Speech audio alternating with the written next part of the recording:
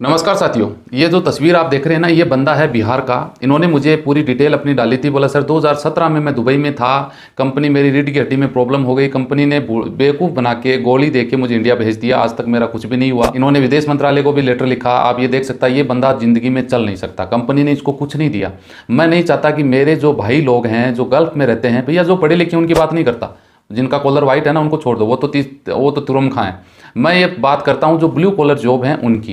लेकिन आप लोगों की ये कमी है कि आप ये वीडियो देखते नहीं। आपको ये लगता है कि हमें क्या होगा, हमारा कौन सा टांग टूट रहा है, पैर टूट रहा है, आंख फूट रही है, या हम मर रहे हैं, हमारी रीढ़ की हड्डी टूट रही है। लेकिन आपको ये नहीं पता कि घर से टिफिन लेके निकलेंगे, मकान से बस में बैठेंगे, पहुंचेंगे, 1 घंटे बाद पता लगेगा बंदा आउट, इंडिया छोड़ के दुबई छोड़ के चला गया, या फिर लाइफ टाइम के लिए बेड रेस्ट पे कर दिया, टांग टूट गई, पैर टूट गया, आंख फूट गई।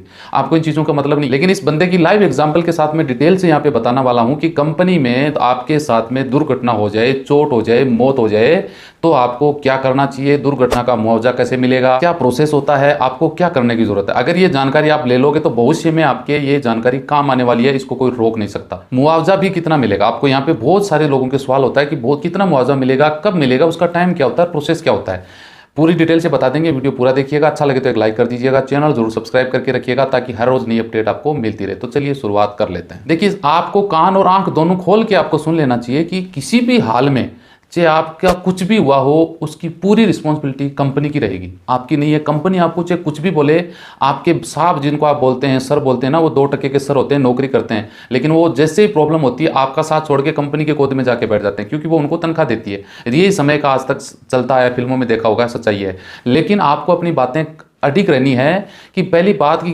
किसी भी हाल में कोई भी परिस्थिति हो, पूरी की पूरी वे के कानून से ऊपर कंपनी नहीं है, उसकी पूरी जिम्मेदारी होगी। समय पे इलाज करवाना पड़ेगा, समय पे उसको घर भेजना, उसकी टिकट देना, मुआवजा देना, जॉब देना, वीज़ा कैंसिल नहीं कर सकते, पूरी डिटेल। समझ गए होंगे बात को। ये प्रोसेस किन कंपनियों पे लागू होगा ये भी ध्यान लेना चाहिए। जिस कंपनी में 50 से ज़्यादा वर्कर हैं, भैया 50 से कम है वो तो ठेकेदार होगा, कोई मेरे जैसा बैठा होगा, उसके पास क्या है, वो तो कुछ नहीं दे सकता।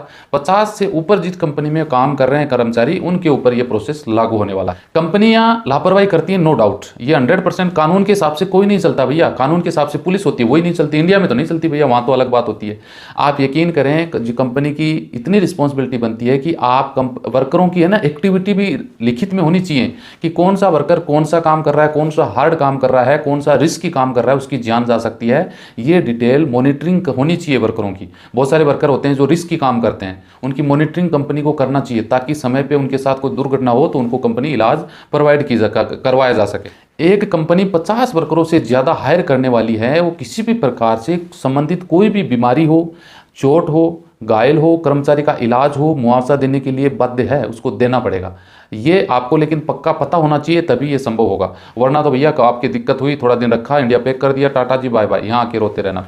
अब यहाँ पे आप ये सोचिए कि चलो ये कुछ हो जाता है खुदा ना खास्ता, तो आपका जो मुआवजा है, आपका जो पैसा है, वो कैसे मिलेगा, इसके भी ध्यान रखिएगा। देखिए, आपका जो मूल वेतन है, जिस दिन आप गिरे थे उससे पहले महीने में कितनी तनख्वाह मिली, एग्जाम्पल के तौर पे जो भी आपकी तनख्वाह होती है ना, 10 दिन के भीतर कंपनी मेडिकल में आपको लेके जाती है, हॉस्पिटल में मेडिकल रिपोर्ट जो बनती है, उसके आधार पे चोट की जो रिपोर्ट, मेडिकल रिपोर्ट है ना, वो जारी होने के बाद मुआवजे की राशि तय होती है। समझ गए होंगे। सीधी सीधी बात है भैया, मेरी कंपनी में काम कर रहे हैं, आज आप गिर गए तो 10 दिन के अंदर मुझे मेडिकल रिपोर्ट हॉस्पिटल से लेनी है, उसको श्योर करना है इंश्योरेंस कंपनी के साथ में, उसके आधार पर मुआवजा बनेगा। मुआवजे की गणना देख लो कैसी होती है। मरकर मान लो एक मजदूर, एक एग्जाम्पल के तौर पर मान लो आपकी 2000 तनख्वाह है, ठीक है जी, या 1000 दराम आपकी तनख्वाह है, उसमें आपको 50% आपकी विकलांगता हो गई, यानी रीढ़ की हड्डी में प्रॉब्लम हो गई 50%। अब आप उठ नहीं सकते, 50% आपकी बॉडी बची है, 50% यानी आपका शरीर खत्म हो गया,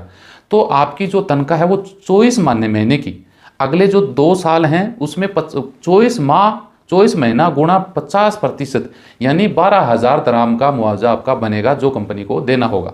समझ में आ गई होगी बातें। दुर्भाग्य से आदमी की मान लो ये लगता है कि मेरी मौत होने वाली है, मैं नहीं बचूंगा, तो उनके जो उत्तराधिकारी हैं, पासपोर्ट में एक तो नॉमिनी नेम होता है, वाइफ का, किसी का, वो उनको तो मिलना ही मिलना है, या उस देश की जो कानून के अनुसार है, मरने से पहले उस व्यक्ति से आप कंपनी पूछ सकती है कि भैया ये पैसा आपका, तो मान लो ऊपर वाला नहीं चाहेगा लेकिन फिर भी आप बच नहीं पा रहे हैं, तो ये भुगतान कैसे किया जाता है? या तो वो बता देगा कि मेरी वाइफ को, मेरे बच्चों को दिया जाए, या फिर वो गिरने से मौत हो जाती है तो कानून के हिसाब से उत्तराधिकारियों के अकाउंट में पैसा ट्रांसफर करना चाहिए कंपनी। या फिर यहाँ पे आप लोगों का सवाल हो सकता है, भैया पूरी विकलांगता हो गया, शरीर मतलब एक डायलिसिस की तरह हो गया, एक बेड से बंदा उठ नहीं सकता, खाना भी खिलाना पड़ेगा, ऐसे बहुत सारे लोगों को आपने देखा होगा। तो फिर कंपनी क्या करेगी, उसकी जो सैलरी होती है उसकी एक मुश्त सैलरी के अनुसार कंपनी जितना चाहती है, जो है वो तो है ही है, यानी पूरी बॉडी उसकी खराब हो गई तो कंपनी को का जिम्मेदारी है कि उसका पूरा इलाज करवाएं, उसके मुआवजे द्वारा पूरा पैसा उनको देना चाहिए।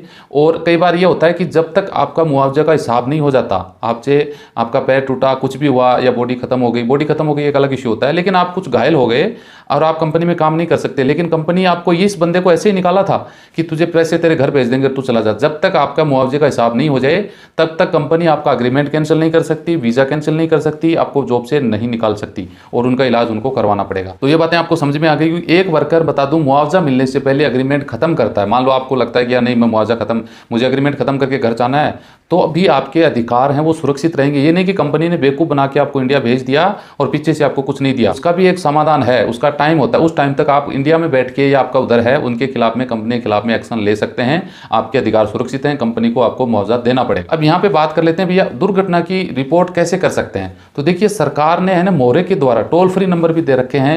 ये जो टोल फ्री नंबर मैं बता रहा हूँ, इस नंबर पे या आमेर सेंटर पे या मोहरे की स्मार्ट एप्लीकेशन है, उस पर भी कंपनी की जिम्मेदारी बनती है कि वो वहाँ पे कंप्लेन करें, पूरी डिटेल कंपनी को बतानी चाहिए। ये प्रोसेस कंपनी के द्वारा की जाए, जिसमें घायल का नाम, पता, एड्रेस, घायल जो भी वर्कर है वो क्या काम कर रहा था, चोट कैसे लगी, कौन सी तारीख को लगी, क्या उसकी अभी स्थिति है, पूरी जानकारी उनको मेडिकल रिपोर्ट सहित उसका कौन सी हॉस्पिटल में इलाज चल रहा है, ये देने की जिम्मेदारी कंपनी की बनती है। तो साथियों, ये सब कुछ मैंने मुआवजे से रिलेटेड आपको बताया है। आप और आपके साथी के साथ कभी कभी स्थिति हो जाए तो आपको ये बातें याद रखने की जरूरत है। 100% आपको फायदा होने वाला है। आई होप ये जानकारी आपको अच्छी लगे तो एक लाइक कर दीजिएगा, चैनल सब्सक्राइब करके रखिएगा। मिलते हैं नेक्स्ट वीडियो में अच्छी जानकारी के साथ। जय हिंद, जय